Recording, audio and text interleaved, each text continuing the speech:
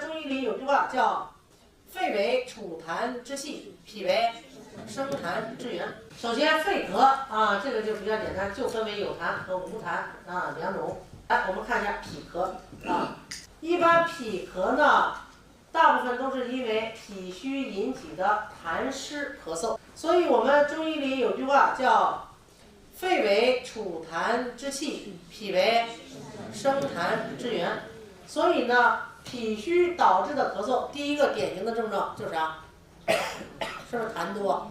那生痰之源嘛，是不是痰多？假如说痰啊，脾虚生痰，一堆的黏痰阻在你的中焦里、你的肚子里，你现在想一下这个画面，你现在什么感觉？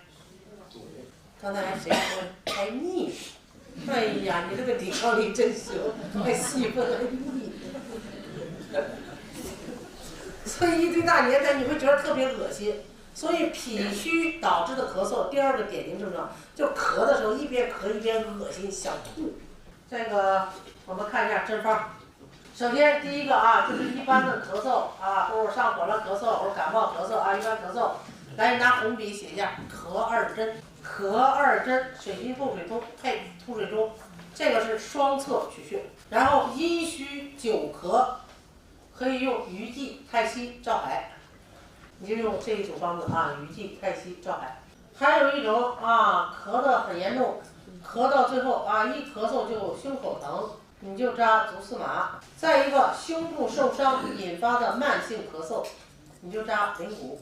老慢支，你就扎足四马、太溪、下三黄。还有咳嗽的时候，假如说他咳嗽有痰，如果咳的是黄痰，你就加一个小尖穴；如果白痰，加一个丰隆。